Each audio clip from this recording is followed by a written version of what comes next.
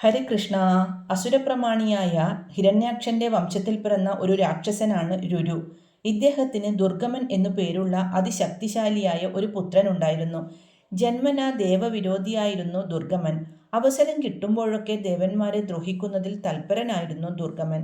എന്നിട്ടും ദേവശക്തി കുറയുന്നില്ലെന്ന് കണ്ട അസുരൻ ദേവശക്തിയുടെ കാരണം എന്താണെന്ന് പിതാവിനോട് ചോദിച്ചു. മകന്റെ ചോദ്യം കേട്ട രുരു പറഞ്ഞു, പുത്ര, ദേവന്മാരുടെ അപാര ശക്തിക്ക് ആധാരം വേദങ്ങളാണ്.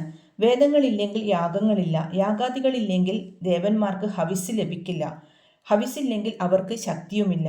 പിതാവിന്റെ ഉപദേശം ദുർഗമനെ ചിന്തിപ്പിച്ചു. ദേവന്മാരുടെ ശക്തിക്ക് ആധാരം വേദമാണെങ്കിൽ വേദനാശം നടത്തി ദേവന്മാരോട് പ്രതികാരം ചെയ്യാൻ ദുർഗമൻ തീർച്ചയാക്കി. അതിനുള്ള ഉപായം ആലോചിക്കാൻ തുടങ്ങി. ഒടുവിൽ വേദം പഠിക്കുന്നതിന് ഉറച്ചുകൊണ്ട് അസുരൻ തപസ്സനുഷ്ഠിക്കാൻ തീരുമാനിച്ചു. ഹിമവൽ പാർശ്വത്തിൽ പോയി അന്നപാനാദികൾ വെടിഞ്ഞ് അതിഘോരമായ തപസ്സു തുടങ്ങി. 1000 വർഷം നീണ്ടുനിന്ന തപസ്സിനൊടുവിൽ ബ്രഹ്മദേവൻ പ്രത്യക്ഷനായി. എന്തു വേണമെന്ന ചോദ്യത്തിന് ദുർഗമൻ ഇങ്ങനെ മറുപടി പറഞ്ഞു: ദേവ, അസുരർക്ക് അപ്രാപ്യമായ വേദങ്ങൾ എനിക്ക് നൽകണം. 3 ലോകത്തിലുമുള്ള വിപ്രന്മാരും ദേവന്മാരും അറിയുന്ന സമസ്ത മന്ത്രങ്ങളും എനിക്കു കിട്ടണം. എല്ലാ മന്ത്രമൂർത്തികളും എൻ്റെ മുന്നിൽ വന്നു നിൽക്കണം. എൻ്റെ ആജ്ഞയ്ക്ക് അവരെല്ലാം അധീനരാകണം. എനിക്ക് ദേവന്മാരെ ജയിക്കുവാനുള്ള ബലം നൽകണം. ദുർഗമന്റെ ആവശ്യങ്ങൾ ബ്രഹ്മാവ് അനുഗ്രഹിച്ചു കൊടുത്തു. അന്നു മുതൽ ബ്രാഹ്മണർക്ക് വേദങ്ങളും മന്ത്രങ്ങളും അറിയാതെയായി. വ്രതങ്ങളിലും നിഷ്ഠകളിലും താല്പര്യമില്ലാതെയായി തീർന്ന ബ്രാഹ്മണർ യാഗങ്ങളും കർമ്മങ്ങളും അനുഷ്ഠിക്കാതെയായി.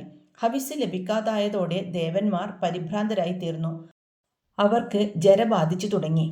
വേദശക്തിയിൽ അതുല്യ ബലവാനായിത്തീർന്ന ദുർഗമൻ ദേവലോകത്ത് അതിക്രമിച്ചു കയറി ദേവന്മാരെ അവിടെ നിന്നും പുറത്താക്കി. 100 കൊല്ലം കഴിഞ്ഞപ്പോൾ ദേവലോകം ആമൂലം നശിക്കാൻ തുടങ്ങി. ജലം ലോകത്തിൽ നിന്നും അപ്രത്യക്ഷമാകാൻ ഇടയായി. ഈ സന്ദർഭത്തിൽ ദേവന്മാർ ബ്രഹ്മദേവനോട് അഭ്യർത്ഥിച്ചു: ദേവ, അങ്ങ് നൽകിയ വരബലത്താൽ അജയനായി തീർന്ന ദുർഗമൻ ഭൂമിയിൽ നിന്നും വേദങ്ങളെ ഒഴിവാക്കി ഞങ്ങളെ പട്ടിണിയിലാക്കി. ഇപ്പോൾ ജലവും നശിപ്പിച്ചിരിക്കുന്നു. ഒരു പോംവഴി അവിടുന്ന് തന്നെ നിർദ്ദേശിച്ചാലും. ബ്രഹ്മദേവൻ പറഞ്ഞു: ദുർഗമന്റെ ശക്തി നശിപ്പിച്ച് അവനെ വധിക്കാൻ ദേവിക്ക് മാത്രമേ കഴിയുകയുള്ളൂ.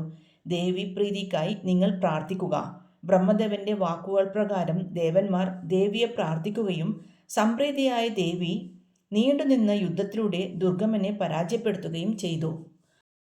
ദുർഗമനെ വധിച്ചതിന് ശേഷമാണ് ദേവിക്ക് ദുർഗ എന്ന പേര് ലഭിച്ചത്. ഓം ശ്രീ മഹാദേവ്യൈ നമഃ. ഹരേ കൃഷ്ണ.